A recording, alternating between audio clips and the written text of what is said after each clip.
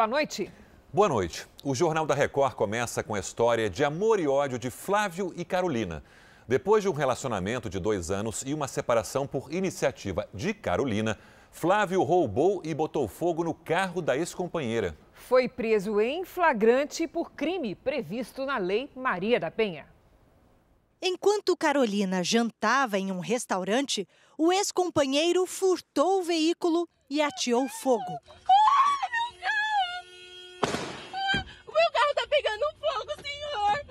A empresária de 21 anos já vinha sofrendo uma série de agressões e ameaças de Flávio, com quem teve um relacionamento de 2 anos e um filho. Há 6 meses, ela pediu a separação. Ele, na verdade, falava que ia acabar com a minha vida, né? Que ele ia me expor, ele ia expor minha intimidade, ele ia me matar. Ele invadiu meu condomínio após a separação, eu já possuía medida protetiva. Ele me arrastou pelos cabelos de dentro do apartamento com o nosso filho de 1 ano no colo. Na noite de domingo, ele seguiu Carolina e chegou a entrar no restaurante antes de levar o carro dela. Ao botar fogo no automóvel, ele também se feriu. Flávio foi internado para tratar das queimaduras que sofreu, mas já está preso em flagrante. Além de furto e dano qualificado, ele foi indiciado por descumprir a medida protetiva que Carolina já havia obtido contra ele há 3 meses. Em nenhum momento ele respeitou a medida. Segundo esta promotora, a medida protetiva é importante para que as autoridades possam tomar ações. As vítimas precisam, antes de mais nada, reunir provas. O que pode ser considerado como prova? Tudo. Testemunha que sabe alguma coisa, documento, WhatsApp, mensagem ameaçadora. A promotora também ressalta: todos os que estiverem ao redor da vítima devem fazer a sua parte e denunciar. Quando a sociedade fala, a mulher não morre. Também é obrigação de quem escuta acionar a polícia. Veja agora outros destaques do dia. Paulo Guedes se reúne com Bolsonaro e sinaliza que não vai deixar o governo. Estudantes de baixa renda terão pacote de dados para fazer aulas pela internet. Doleiro Dario Messer é condenado a 13 anos de prisão. Flagrantes de bailes funk clandestinos que aumentam o risco de contaminação do coronavírus.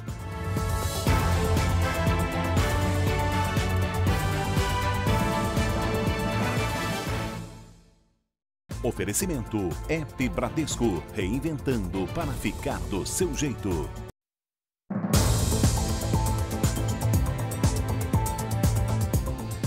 O homem que fez imagens sem autorização de uma mulher no Rio de Janeiro enquanto ela praticava exercícios físicos vai responder na justiça por 4 crimes. As imagens que expõem a advogada Mariana Maduro enquanto praticava exercícios físicos viralizaram na internet. Por causa da publicação em redes sociais, o empresário Ricardo Roriz será indiciado por ato obsceno, perturbação de tranquilidade e injúria qualificada. É possível ouvir comparações do corpo feminino com pedaços de carne bovina, algo de muito mau gosto. A advogada foi filmada sem autorização. A gravação ainda mostra o vendedor ambulante Celso Barros registrando a mesma cena. Ele também vai responder pelos mesmos crimes. A repercussão dessas imagens abalou a advogada, que deixou de praticar exercícios na Lagoa Rodrigo de Freitas. O inquérito já foi entregue à Justiça. Agora, o Ministério Público vai decidir se denuncia os indiciados. As penas para os crimes vão de 2 meses a 1 ano de prisão. Que a justiça consiga penalizar de forma mais adequada e exemplar as pessoas que promovem esse tipo de violência, esse tipo de tratamento das mulheres. A polícia acredita que mais mulheres foram filmadas sem autorização pelo empresário. As investigações também descobriram um outro vídeo, publicado há 3 anos na internet por Ricardo Roriz. Na gravação, ele debocha da Lei Maria da Penha. Se tivesse uma lei assim, você está casado ou está vivendo com a mulher mais de 3 meses, você tem direito a enfiar se ela te encher toda mulher seria maravilhosa, seria calminha. Ele diz com todas as letras que é a favor da violência, ele incita os seus seguidores a tanto e por essa conduta ele será responsabilizado pelo delito incitação à violência. Segundo a polícia, durante o depoimento, Ricardo Roriz diz que gravou os vídeos com o objetivo de fazer humor, que não quis ofender ninguém e está arrependido. Já o ambulante alegou que agiu daquela forma ao ser incentivado por Ricardo. A defesa dos dois afirma que as acusações envolvem crimes de menor potencial ofensivo e, por isso, não deveriam ir à justiça.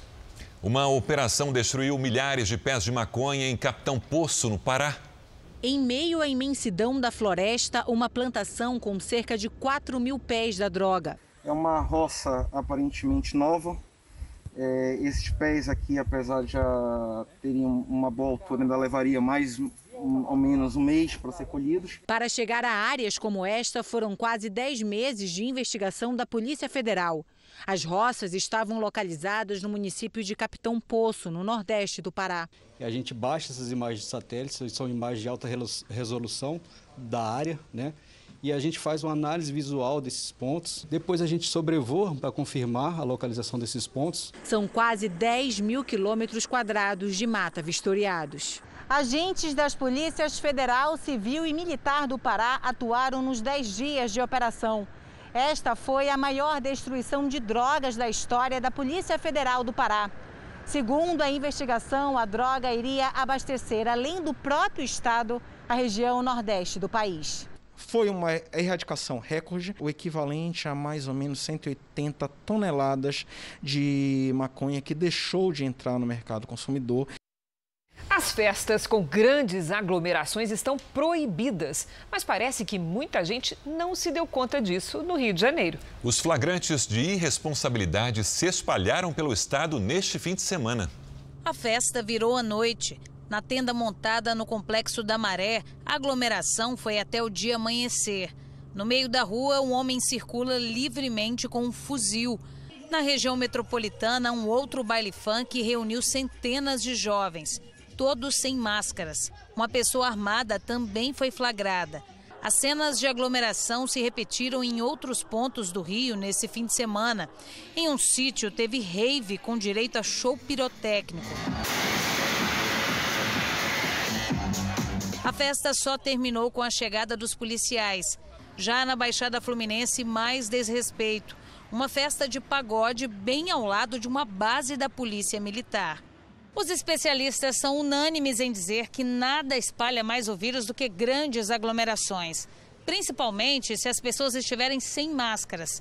Festas como essas têm sido apontadas como uma das principais responsáveis pelo surgimento de possíveis novas ondas de contaminação pelo coronavírus em países da Ásia e da Europa. A preocupação é que o mesmo aconteça por aqui. Aglomerações como essa fazem com que a pandemia nunca termine. Então, o fato de eu ir para um local e me aglomerar, eu tenho que ter consciência de que eu posso, a partir dali, me infectar e levar a infecção para uma outra pessoa. No fim de semana, 5 estabelecimentos foram fechados pela Prefeitura do Rio após denúncias. A fase 6 da flexibilização, que previa a abertura de eventos culturais, foi adiada devido à retomada das atividades nos pontos turísticos. Todas essas atividades juntas podem provocar algum movimento na curva e, por uma questão de responsabilidade, o comitê científico resolveu manter a fase 5 por mais 15 dias para acompanhar a movimentação dessas atividades econômicas. E o desrespeito ao distanciamento social também se repetiu em outras regiões do país. Em Belo Horizonte, dezenas de pessoas aproveitaram a festa em torno da piscina. Nas imagens, não é possível ver ninguém de máscara. A prefeitura interditou o local. Em Ceilândia, no Distrito Federal, a festa com centenas de pessoas foi numa chácara. O dono do espaço disse que seguia os protocolos de segurança, mas não podia obrigar os frequentadores a usarem máscara, já que eles estavam bebendo. Em Salvador, as festas ocorrem no meio da rua. São conhecidas como paredões e atraem principalmente jovens. Bando de responsável fazendo festa. Nesta praia, a polícia usou bombas para acabar com outra festa e houve correria. Olha lá. Eu vou correr. Mas não são apenas as festas em áreas públicas que têm chamado a atenção das autoridades. Segundo a Prefeitura de Salvador, de março a julho, foram registradas mais de 36 mil denúncias de poluição sonora, um crescimento de 70% em relação ao mesmo período do ano passado. E o primeiro lugar em número de reclamações é o som alto que vem de residências. A gente percebe que por conta das lives, que é uma nova modalidade de diversão nesse momento de confinamento, a gente viu o crescente das denúncias de residência. Então, como a residência é asilo inviolável, a gente não pode adentrar na residência sem a autorização do proprietário, então a gente tem algumas limitações de ação fiscal. Vamos aos números de hoje da pandemia de coronavírus no Brasil. Segundo o Ministério da Saúde, o país tem 3.359.570 casos de Covid-19, com 108.536 mortos. Foram 684 registros nas últimas 24 horas. Ainda de acordo com o boletim do Ministério da Saúde, 2.478.494 pacientes estão curados e mais de 772 mil seguem em acompanhamento. Estudantes de baixa renda da Rede Federal de Ensino receberão pacotes de dados para acompanharem as aulas online. Lucas é estudante de arte e, para poder estudar, usa o celular e precisa de uma rede Wi-Fi. A minha maior dificuldade realmente foi, primeiro, ter um local, no caso, uma casa. Depois, ter esse acesso à internet. Segundo o MEC, serão duas modalidades de ajuda. O pacote de dados varia de 10 a 40 gigabytes para quem já tem um número ativo. Quem não tem vai receber um chip pré-pago de 5 a 40 gigas de internet. A oferta de dados vale até o dia 31 de dezembro, mas pode ser prorrogada. A meta do Ministério é atender inicialmente cerca de 400 mil estudantes de baixa renda, de todas as universidades federais e institutos federais de educação. Quando estiver totalmente implantado, deve beneficiar pelo menos 900 mil alunos. Nesta primeira etapa, serão investidos 24 milhões de reais. Toda a nossa burocracia interna, ela nos torna um pouco mais lentos. E isso, naturalmente, foi uma das causas pelas quais a gente demorou um pouco mais do que aparentemente seria o razoável para poder oferecer isso que nós vamos oferecer. Onde nenhuma das operadoras for atendida, a universidade vai tratar de forma específica aquele aluno que porventura mora na zona rural, mas a intenção é não deixar ninguém para trás. O retorno às salas de aula, mas de forma gradual. É assim que o governo de São Paulo pretende retomar as atividades escolares. Na área da saúde, foi autorizado o funcionamento de atividades práticas no ensino superior e profissional. A medida vale para os cursos em que atividades práticas e laboratoriais não podem ser realizadas à distância e para o estágio curricular obrigatório de saúde. No ensino superior e educação técnica, as atividades terão de respeitar a presença máxima de até 35% do número de alunos matriculados. É necessário voltar, porque esse conhecimento prático, ele é fundamental para que esse profissional possa, o quanto antes, ser absorvido pelo mercado de trabalho, visto que existe uma demanda grande por profissionais na área da saúde, especialmente em momentos de pandemia. Aqui nessa escola técnica, a retomada começou na semana passada, mas somente os alunos que vão se formar no final deste semestre é que participam das aulas práticas. E os cuidados começam aqui logo na entrada. A escada foi dividida em 2 sentidos para evitar aglomeração. E na sala de aula, que antes atendia 40 alunos, agora somente 11 participam das aulas práticas. Como essa aqui que a gente está vendo agora. E todos eles têm que seguir à risca os protocolos de segurança. O risco sempre vai existir nessa convivência maior. O que nós buscaremos sempre nesses retornos e nesses protocolos é a redução desses riscos, não é eliminação. Esta turma de técnicos em hemoterapia vai se formar em dezembro, mas devido à pandemia, eles não tiveram aulas práticas. Hoje foi a primeira. Estava ansiosíssima para vir e aprender, né? A escola dá todo o suporte para a gente, né? A gente já chegou, já foi muito bem recebido, bem direcionado nas aulas. A coordenadora da escola se emociona. Eu acho que a gente estava tão ansioso por voltar. Por quê? Uma escola sem aluno, para a gente é uma escola sem vida. E no R7.com, um infectologista explica quais os cuidados necessários caso as aulas voltem para os alunos da educação infantil, fundamental e no ensino médio. A Justiça Federal do Rio de Janeiro condenou Dario Messer, conhecido como Doleiro dos Doleiros, a 13 anos e 4 meses de prisão. Pedro Paulo Filho, ao vivo, boa noite. Qual foi a acusação, Pedro Paulo? Oi, Sérgio, boa noite para você, boa noite a todos. Olha, Dario Messer foi condenado no processo da Operação Maracata, que é um desdobramento da Lava Jato, por lavagem de dinheiro envolvendo o comércio de pedras preciosas. Essa sentença deve ser aplicada após o fim da pandemia. Na semana passada, ele fechou acordo de delação premiada e se comprometeu a devolver R$1 bilhão. Na delação, ele revelou que entregava pacotes de dinheiro com até $300 mil, o equivalente a R$1.615.000, para os integrantes da família Marinho, na sede da TV Globo, aqui no Rio. Os Marinho disseram que nunca realizaram operações de câmbio não declaradas às autoridades. A defesa de Messer disse que ele permanece colaborando com as autoridades. Sérgio, Cristina. Obrigado, Pedro Paulo. O preço do arroz, item básico da alimentação do brasileiro, disparou. Em algumas capitais, o reajuste acumulado do ano até julho chegou a 21%. Esses grãos branquinhos agora valem ouro. O preço do arroz disparou. Hoje eu assustei com o preço. Porque eu pagava R$14,99 e hoje estava R$19,99. O que tiver na promoção, no caso aí, é que a gente leva para casa para consumir. No acumulado do ano até julho, o reajuste médio foi de quase 16%.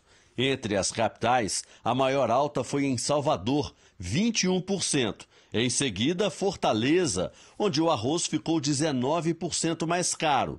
Belo Horizonte é a terceira nesse ranking, com alta de pouco mais de 18%. O mercado já sinalizava a possibilidade de subida de preço por causa da diminuição da área plantada. Mas a alta veio mais rápido e mais forte que o esperado. Com mais consumidores em casa e com a estocagem de alimentos, lá no início da pandemia, houve pressão nas cotações. No mundo todo também houve maior procura e as exportações do arroz brasileiro dispararam.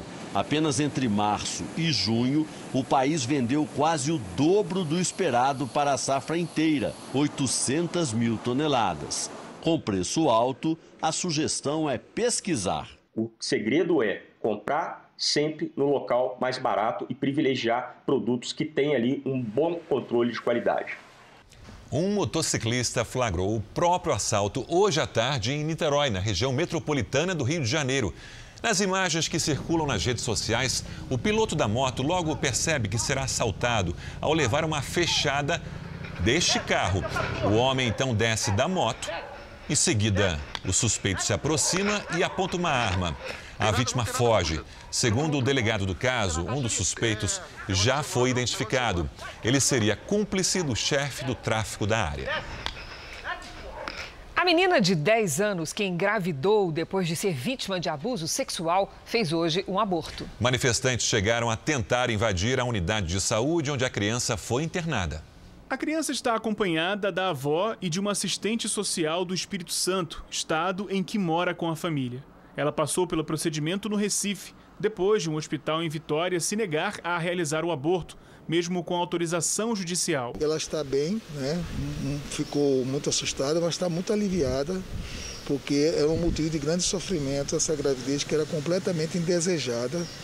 Ela não queria de forma nenhuma continuar essa gravidez. Segundo a polícia, em depoimento, a menina revelou que sofria os abusos praticados pelo tio desde os 6 anos de idade. O homem segue foragido. No parecer judicial que autorizou o aborto, o juiz alegou que a decisão segue a lei e obedece à vontade da menina. Segundo este representante da Ordem dos Advogados do Brasil em Pernambuco, o aborto nesses casos é considerado legal, pois foi resultado de violência sexual e colocava em risco a vida da mãe. Há uma previsão legal, a menina tanto corria risco pela idade, né, de ter uma gestação, como também pelo fato de ter sido estuprada durante 4 anos, né, por seu tio e está grávida dele. Então essas duas hipóteses legais, bastaria uma inclusive, para que esse aborto fosse legal. Apesar de se tratar de uma criança, a Justiça também levou em consideração a opinião manifestada pela própria menina. A ministra da Mulher, Família e Direitos Humanos, Damares Alves, prestou solidariedade à família da garota e disse que acompanha o caso de perto.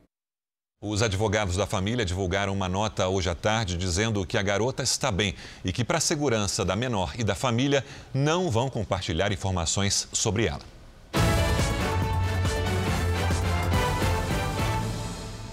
A convenção democrata que oficializa Joe Biden como adversário do presidente Trump nas eleições acontece hoje à noite. E neste período, um tema tem provocado divergências entre democratas e republicanos: o voto pelo correio. Hoje, o presidente Donald Trump disse que o envio da cédula funciona, mas voltou a afirmar que pode haver fraude. Aqui nos Estados Unidos, o voto ainda é registrado em uma cédula de papel. E o envio pelo correio não é novidade. Nas eleições de 2016, 1/4 da população votou desta forma. Este ano, estima-se que 80% dos americanos votem assim por causa da pandemia. Mas o Serviço Postal disse que muitas cédulas poderiam não chegar a tempo de ser contabilizadas. A Câmara, que é de maioria opositora, acredita que o atraso nas entregas acontece por conta de corte de gastos no serviço e convocou o novo diretor-geral, Louis DeJoy, e o presidente dos Correios, Robert Duncan, para testemunhar sobre o assunto. Os congressistas devem ouvi-los na semana que vem, antecipando a volta do recesso de verão, que terminaria no dia 8 de setembro. No fim de semana, dezenas de manifestantes protestaram em frente à casa do novo diretor-geral dos Correios e o acusaram de destruir ou sabotar o serviço. O presidente Donald Trump defendeu DeJoy, dizendo que ele tem tentado tornar o sistema ótimo de novo ao implementar mudanças. Hoje, afirmou que o voto pelo correio funciona, mas está suscetível à fraude. Por isso, é preciso ter muito cuidado. Veja a seguir, Paulo Guedes sinaliza ao presidente que não vai deixar o cargo. E daqui a pouco, jovem é baleado enquanto assistia a partida de futebol de salão no Rio de Janeiro.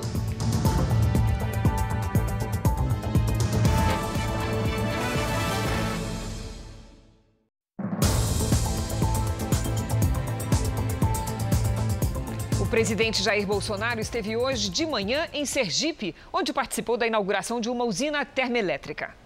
Centenas de apoiadores recepcionaram o presidente em Aracaju. Bolsonaro usava um chapéu de couro, símbolo do povo nordestino, e foi carregado nos ombros entre a multidão pelos seguranças. De Aracaju, o presidente fez um sobrevoo de helicóptero por uma fábrica de nitrogenados no município de Laranjeiras. E depois chegou à usina termoelétrica Porto do Sergipe 1, localizada em Barra dos Coqueiros, região metropolitana da capital sergipana. A usina é a maior da América Latina a usar o gás natural como combustível. Bolsonaro destacou o potencial em atrair investimentos. O Brasil tem tudo para ser uma grande nação. E o nosso entendimento, o meu com o presidente da Câmara, do Senado e seus parlamentares, o nosso relacionamento com os governadores é que nos traz, mais do que a esperança, a certeza de que todo o nosso potencial pode vir a ser explorado para o bem do nosso povo maravilhoso, que é o povo brasileiro.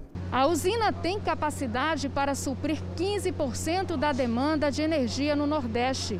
O empreendimento recebeu 6 bilhões de reais em investimentos e foi fundamental para impulsionar o desenvolvimento na região. Diversos investimentos já estão sendo planejados em toda a costa do Brasil e também no interior para fomentar essa atividade que é fundamental para a reindustrialização do país, para gerar emprego e renda. A Após a solenidade, o presidente conheceu os primeiros caminhões no Brasil movidos 100% a gás natural liquefeito, o GNL. No início da tarde, Bolsonaro embarcou de volta a Brasília. Já em Brasília, o presidente Bolsonaro se encontrou com o ministro da Economia. E em meio a especulações sobre uma possível saída, Paulo Guedes não dá sinais de que pretenda deixar o cargo. O vice-presidente falou logo cedo sobre o assunto. Eu não vejo que o ministro esteja pensando em sair do governo. Essa discussão ainda tem muita coisa para ser debatida. Então eu não vejo pressão em cima disso. Então é a discussão, faz parte. A discussão a que se referiu Hamilton Mourão é principalmente sobre o teto de gastos públicos. A regra evita que o país possa aumentar o endividamento e faça, por exemplo, investimentos em obras para incentivar a retomada econômica após a pandemia.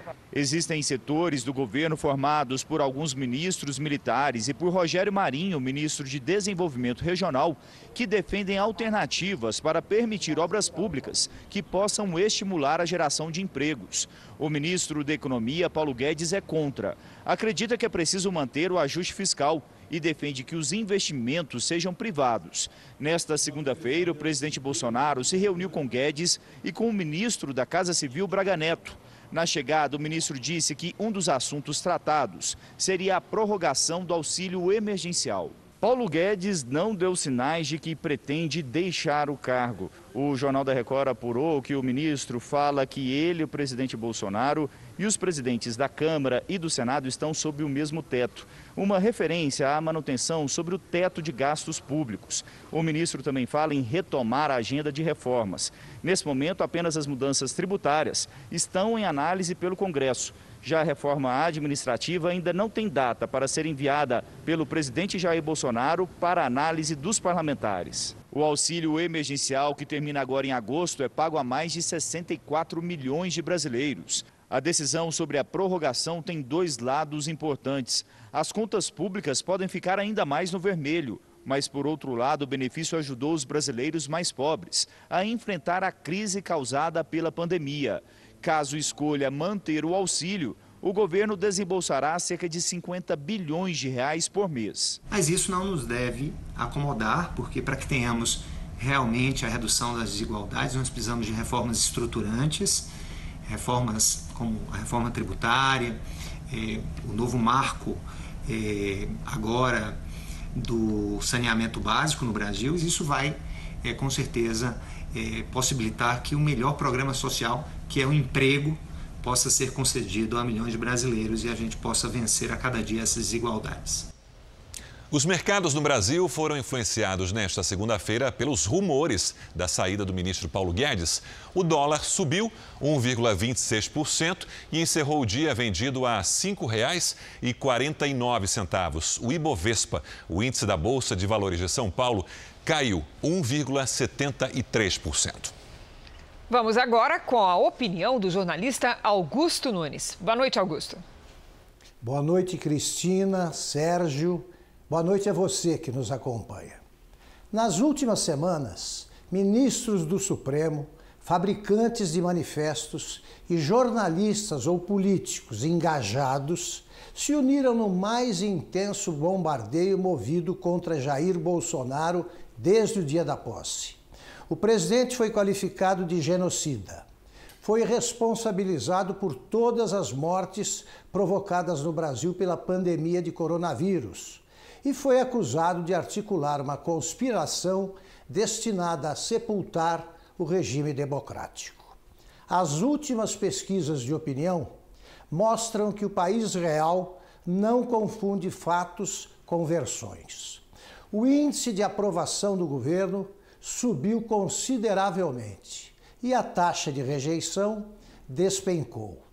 Decepcionados, analistas de pesquisas que só têm o olho esquerdo vêm costurando explicações tão bizarras que só servem para confirmar uma boa frase de Milor Fernandes. O comunismo é uma espécie de alfaiate que, quando a roupa não fica boa, faz alterações no cliente. Como seria comprar no Brasil caso os impostos fossem mais baixos. A Patrícia Lages já está aqui conosco para nos explicar. Boa noite, Patrícia. Boa noite, Cris, e boa noite para você de casa. Olha, para dar um exemplo bem simples, vamos imaginar que uma pessoa queira comprar um celular e que eu queira vender.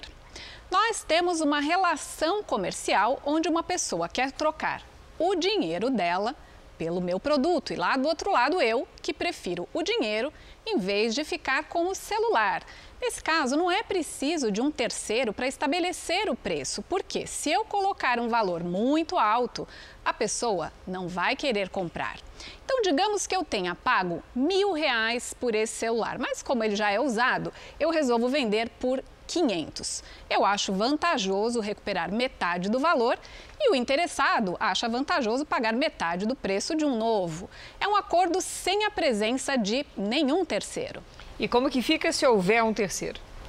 Pois é, Cris, é o que a gente vai ver agora. Aí o Estado surge e cria uma taxa sobre essa operação. Digamos que seja de 40%. Nesse caso, eu teria de recolher R$200 de imposto e eu ficaria com 300. Ou então eu repasso esse imposto para o comprador e o preço passaria a ser de R$800. Assim, eu recolheria os R$320 de imposto e me restariam R$480, ou seja, a pessoa pagaria mais caro pelo celular e eu receberia menos dinheiro. Esse imposto deve retornar para a sociedade em saúde, educação, transporte e segurança. Mas se isso não acontece, o cidadão tem que pagar por tudo isso de novo. Menos impostos podem significar relações comerciais mais justas e mais dinheiro no bolso das pessoas. Cristina. Obrigada, Patrícia. Uma pesquisa do Instituto Real Time Big Data sobre a eleição em São Paulo mostra o atual prefeito Bruno Covas e Celso Russomano no segundo turno. Em um dos cenários, Bruno Covas tem 26% e Celso Russomano 22%. Márcio França, Marta Suplicy e Guilherme Boulos aparecem com 7%. Andréa Matarazzo e Gilmar Tato aparecem com 3% cada. Arthur Mamãe Falei tem 2% e Joyce Hasselmann e Orlando Silva 1%.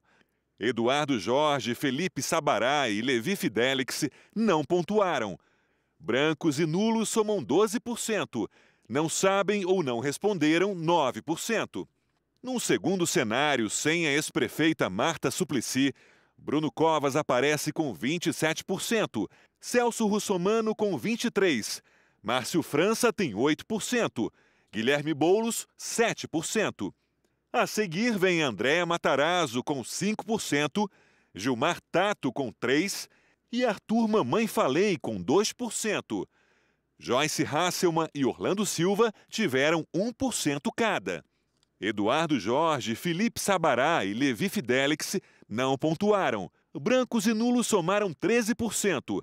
Não sabem ou não responderam 10%.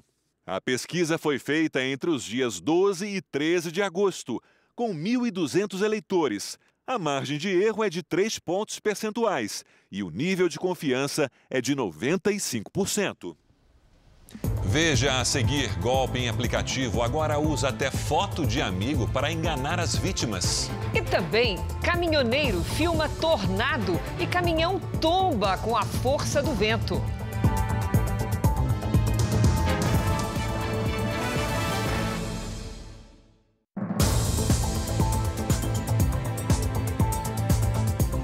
Uma nova modalidade de golpe está fazendo vítimas pelo celular. Agora os criminosos não precisam nem clonar o telefone. Basta uma foto roubada das redes sociais para tentar tirar dinheiro de pessoas próximas da vítima. O nosso QR Code já está aqui na tela. Aponte a câmera do seu celular e confira as orientações para não cair nesse tipo de golpe. A Carolina recebeu a mensagem por um aplicativo. Tinha a foto de uma amiga e o aviso de que o número de celular dela tinha mudado. Mas a conversa deixou a Carolina desconfiada. Liguei pra Dani no outro número e falei, amiga, você mudou de telefone? Ela falou, não, meu telefone é o mesmo. Aí eu falei, não, isso aí é golpe. E era mesmo. A pessoa que se passava pela amiga pediu R$2.000 emprestados. Preciso pagar uma dívida, preciso de um dinheiro. Eu falei, você quer que eu leve aí na sua casa? Não precisa, paga direto para a pessoa. Daí a pessoa mandou o número de uma conta. A foto era da Daniela, que levou um susto quando soube que estava sendo usada como isca por um golpista. Porque estão usando a nossa imagem e estão conseguindo falar com pessoas do nosso contato. A gente fica muito assustado, porque vai prejudicar pessoas que querem nos ajudar também, né?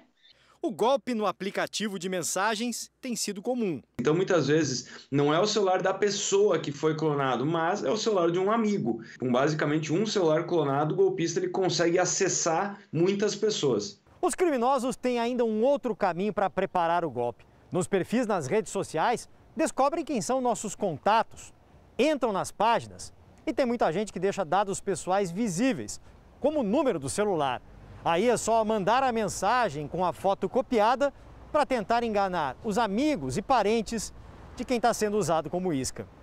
É preciso estar atento quando as mensagens chegam. E para não ter os dados usados para enganar outras pessoas, o mais importante é manter a privacidade nas redes sociais. Então, você já consegue restringir muita coisa se você deixar o seu perfil fechado. Segunda coisa, verificar os cadastros, que tipo de informação que está lá pública e acessível. E a terceira coisa, ter muito cuidado com as suas senhas. Manter uma senha forte e trocar de tempos em tempos. No Rio de Janeiro, uma família acusa a polícia militar de executar um rapaz de 20 anos. Ele assistia a uma partida de futebol quando foi atingido por 4 tiros nas costas. Para os amigos do time, Caio Gabriel Vieira, de 20 anos, era o filho dedicado. O Caio era um menino ótimo, era envolvido em tráfico. Ele nunca disse não para ninguém. A tristeza se transformou em pedido de justiça durante o enterro do jovem assassinado no Morro dos Macacos, zona norte do Rio. No fim de semana, Caio Gabriel foi atingido por 4 tiros de fuzil enquanto assistia a um campeonato de futsal. Justiça pela minha família, pela mãe dele. Caio não era bandido. O torneio de futsal era acompanhado por mais de 300 pessoas no alto da comunidade. Caio era um apaixonado pelo esporte. Aos 20 anos, ele queria ter um emprego com carteira assinada. Uma entrevista numa rede de lanchonete estava marcada para esta terça-feira. E o esforço tinha um motivo especial. O jovem estava ansioso porque seria pai. O primeiro filho dele vai nascer em dezembro. Testemunhas contaram que policiais militares invadiram uma quadra e usaram bombas de efeito moral. A ação dos PMs na madrugada do último domingo foi registrada por moradores. Houve correria e tiros. Outro homem também foi atingido e morreu. Ele tinha passagens pela polícia. Moradores denunciam que os militares teriam arrastado as 2 vítimas do local. A Coordenadoria de Polícia Pacificadora diz que os PMs reagiram depois de terem sido atacados por criminosos. Uma arma e drogas foram apreendidas. A Polícia Civil investiga as 2 mortes. Se eles achassem que ele fosse traficante, se era, por que não prenderam? Por que deram tiro pelas costas? Se ele não ofereceu resistência, acabaram com tudo. O Supremo Tribunal Federal impôs hoje limites à política de segurança pública do Rio de Janeiro. As operações só podem ocorrer em casos excepcionais e o uso de helicóptero deverá ser restrito. Elas não poderão ser feitas perto de escolas, creches e hospitais. O Domingo Espetacular mostrou que o mesmo desembargador que rasgou a multa em Santos desrespeitou também uma policial militar, desta vez por telefone. Fomos ao batalhão onde trabalha a policial militar que atendeu a ligação do 190 feita pelo desembargador Eduardo Siqueira em 2015. O capitão que me atende diz que não sabe a escala da colega de trabalho. Em nota, a Polícia Militar esclarece que os PMs responsáveis por atender as ligações são treinados para lidar com as mais variadas situações e que é comum falar com um solicitante nervoso. A Polícia Militar também disse que a corporação tem um sistema de saúde mental e que todo policial pode ter atendimento e acompanhamento psicológico, mas não comenta o fato entre a policial militar e o desembargador e como os superiores citados no áudio agiram na época. A Record TV teve acesso exclusivo ao áudio de 5 anos atrás.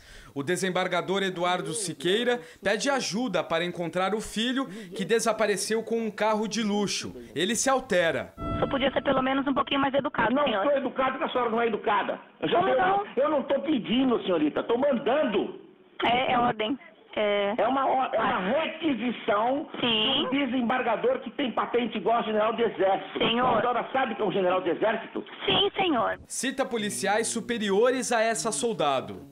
Chama o Coronel Ricardo. O Coronel Ricardo não está no momento, senhor. Então me chama o atendimento Coronel Álvaro Távora. Senhor. Já! Fala também do irmão, que é procurador aposentado. Não. Com essa moça eu não falo mais. Ela vai responder o meu irmão, o desembargador, Tribunal de Justiça, Eduardo Almeida Prata. O meu irmão é o procurador de justiça que atua nos IPMs.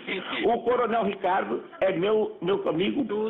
E o Tenente Coronel Álvaro é meu afilhado de casamento.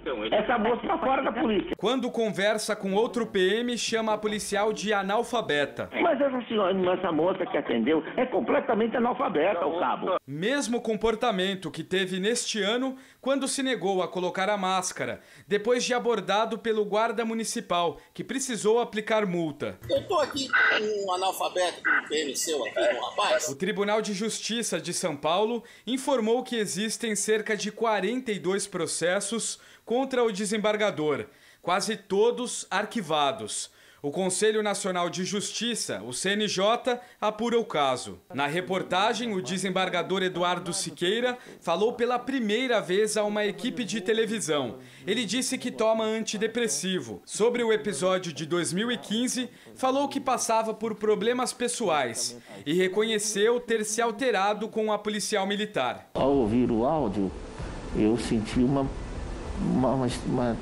tremenda vergonha de ter passado, ter dito as coisas que eu disse. Pedi que se formasse um pelotão para eu pedir desculpa para ela na frente da tropa. Aí uma primeiro sargento foi, comprou um presente, levamos a ela, eu entreguei, pedi novamente desculpas, ela me abraçou e deu um incidente por encerrado. A Prefeitura de Porto Alegre contratou uma empresa para a prestação de serviços médicos nos postos de saúde durante a pandemia. O acordo foi assinado mesmo depois da empresa ter sido multada por descumprir contrato. O Núcleo de Jornalismo Investigativo da Record TV teve acesso a documentos que comprovariam que a empresa tem ligação com o IABAS, organização social investigada por fraude nos hospitais de campanha do Rio de Janeiro. Para ampliar o atendimento médico aos infectados pelo coronavírus, o prefeito Nelson Marquesan Júnior foi em busca de uma empresa que pudesse prestar os serviços. Alegando emergência, o processo de contratação foi iniciado para não causar desassistência da população em meio à pandemia. Na disputa, a Atena Serviços Médicos Limitada saiu vencedora em um contrato de mais de 3 milhões de reais. A Atena faz parte de um grupo de empresas que integra também a Era Serviços Médicos. Elas estão sediadas no mesmo endereço em Curitiba e têm o mesmo administrador, Tiago Gayer Madureira. A Era Serviços Médicos é investigada pelo Ministério Público Federal por envolvimento com o empresário Mário Peixoto, preso há 3 meses pela Lava Jato, suspeito de integrar um esquema que teria desviado R$500 bilhão da saúde pública do Rio de Janeiro. O Núcleo de Combate à Corrupção do Ministério Público Federal também apura a ligação da Era Serviços Médicos com a organização social IABAS, investigada por supostas fraudes na construção de hospitais de campanha, que acabou nem entregando. Mesmo assim, a empresa irmã Atena foi contratada em abril pela Prefeitura.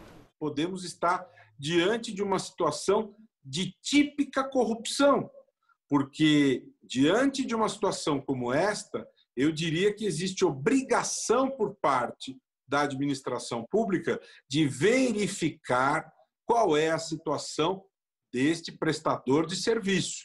E se existem elementos que apontam que não se deve contratar este prestador, o prestador não pode ser contratado, sob pena de punição grave, rigorosa em relação ao administrador público. Um dos argumentos da Prefeitura para fechar a parceria com a Athena foi um contrato firmado anteriormente entre as partes. Neste novo acordo, a empresa seria responsável pela prestação de serviços e plantões médicos em unidades de saúde daqui de Porto Alegre. O vice-presidente do Conselho Regional de Medicina do Rio Grande do Sul critica a criação de tendas provisórias, onde os profissionais contratados estão trabalhando. São estruturas caras, que eventualmente não mostram um bom resultado, eventualmente os pacientes têm que ser transferidos, tendinha certamente na solução. A Procuradoria Municipal também alegou problemas na contratação da empresa. Segundo nota técnica, seria inviável a realização de cotação eletrônica ou mesmo buscar outros orçamentos no mercado. Mas não informou que a Athena Serviços Médicos Limitada já havia sido alvo de investigações e multas em contratos firmados na própria gestão de Nelson Marquesan Júnior. Em 2017, a empresa foi alvo de um inquérito do Ministério Público Gaúcho por irregularidades em 3 unidades de saúde. No último ano, a Athena foi multada 2 vezes pela própria Prefeitura da capital gaúcha por descumprir exigências, atrasando salários médicos. É absolutamente vergonhoso, absolutamente dramático que nós tenhamos esses escândalos dessa magnitude, porque você tem por objeto contratações de ferramentas, de instrumental para salvar vidas humanas. A Prefeitura de Porto Alegre informou que contratou a empresa Athena de forma emergencial, enquanto era finalizada a licitação para contratar outra empresa e que pagou pouco mais de R$600 mil pelo acordo, que foi encerrado no dia 22 de junho. Mas o Jornal da Record verificou no portal da transparência do próprio município que a empresa Athena já recebeu quase R$1,5 milhão, mais do que o dobro alegado pela Prefeitura de Porto Alegre. A empresa Athena negou que tenha sido multada no primeiro contrato firmado e que, no mais recente, o município a advertiu porque um profissional substituto não tinha registro médico do Rio Grande do Sul. Informou ainda que os serviços prestados foram referendados pela Secretaria Municipal de Saúde e que não tem qualquer inquérito ou investigação em curso contra ela. Por fim, a empresa negou ter relação com o empresário Mário Peixoto. O cantor sertanejo Cauã, da dupla Kleber e Cauã, está na unidade de terapia intensiva de um hospital particular em Goiânia com Covid-19. A repórter Revana Oliveira tem as informações. Revana, boa noite. Boa noite. O cantor Cauã piorou no final de semana e precisou ser levado para a UTI. Exames de tomografia mostraram o comprometimento dos pulmões. Ele está internado neste hospital particular desde quarta-feira. O cantor Kleber, que faz dupla com ele, disse que vem de São Paulo para Goiânia para ajudar a família na transferência para São Paulo. Isso é um desejo da família ou então para outro hospital aqui da cidade. Mas os médicos já disseram que, diante da gravidade, isso não deverá ser possível nesse momento. De Goiânia, Revana Oliveira. Obrigado, Revana. 6 cidades atingidas por tornados em Santa Catarina vão decretar situação de emergência. A semana começou com um enorme desafio de reconstruir casas, lojas e até indústrias. Visto do alto, o cenário é ainda mais desolador. Nesta indústria em Tangará, pouca coisa restou do telhado. O estoque dessa madeireira foi praticamente perdido. 5.000 casas foram atingidas em todo o estado. Quase 1.000 pessoas foram para abrigos. Este vídeo, só divulgado agora, foi gravado por um caminhoneiro de dentro da cabine, bem na hora do tornado. O caminhão chegou a tombar com a força do vento. Em Água Doce, a solidariedade é um reforço no trabalho de reconstrução das casas. O pessoal aí tudo ajudando, né? A gente colaborou também aí com os vizinhos. Agora o pessoal aí ajudando nós também. Terminar de cobrir aqui e depois tentar ajudar os outros também ao máximo, né? Para ajudar as famílias, a Defesa Civil distribui telhas, lonas, colchões e cestas básicas. A prioridade é a reconstrução das casas atingidas, um trabalho que se torna ainda mais urgente porque há previsão da chegada de uma massa de ar polar esta semana, trazendo mais chuva e frio intenso, com possibilidade de neve nos pontos mais altos do estado. Mato Grosso do Sul está em situação de emergência ambiental por causa das queimadas. E após uma estiagem severa, voltou a chover sobre o estado. Lidiane, será que essa chuva acalma o fogo? Bem pouco, viu, Cris? Boa noite para você, para o Sérgio, para quem nos acompanha. A chuva não é tão volumosa e vem acompanhada de raios. E essas descargas elétricas aumentam a chance de novos focos de incêndio entre o norte paulista e Mato Grosso do Sul. O risco é alto também no Tocantins, em Minas Gerais, Goiás e Mato Grosso. De Santa Catarina até São Paulo e em Mato Grosso do Sul, chove a qualquer hora nos próximos dias. No Rio Grande do Sul, chance de geada. Do norte paulista, passando pelo Ceará até Rondônia, sol e calor. No litoral do Nordeste, no Amapá e em Roraima, pancadas. Então, até o final de semana, alguma mudança importante? Tem sim, olha que mudança. Vai esfriar e nevar nos 3 estados do sul entre quinta e sexta-feira. Será a maior onda de frio dos últimos 7 anos. Amanhã em Curitiba, máxima de 17 graus. No Rio de Janeiro e em Salvador, máxima de 26. Em Campo Grande, 30 e até 36 em Palmas. Em São Paulo, semana chuvosa, com máxima de 23 graus amanhã.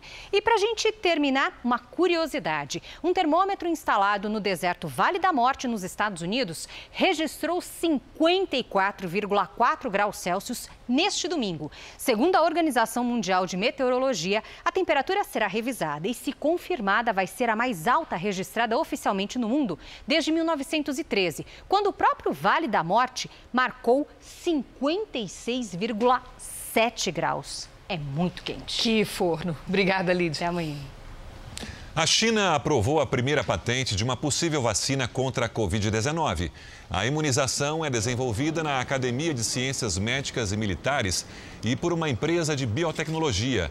A vacina já passou pelas 2 primeiras fases de testes que comprovaram segurança e capacidade de estimular a produção de anticorpos. Agora entra na fase 3, onde voluntários serão imunizados.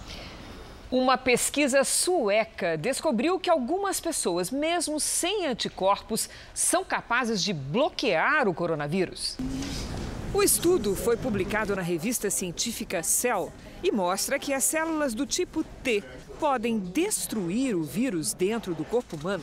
Essa célula foi encontrada no sangue de pacientes que tiveram casos assintomáticos da Covid-19 e também em familiares que foram expostos ao vírus, mas não desenvolveram a doença. Os pesquisadores acreditam que, independentemente dos anticorpos, o organismo pode ter outros tipos de respostas imunes ao coronavírus.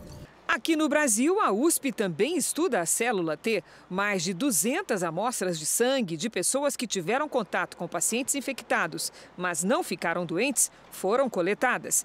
A geneticista Maiana Zatz diz que a célula fica adormecida no corpo e age quando é necessária. Quando você toma uma vacina, tem vacinas onde você ativa essas células de memória para a vida toda. Por exemplo, a vacina de sarampo. E se você tiver contato com o sarampo, elas vão ser ativadas e vão eliminar o vírus do sarampo.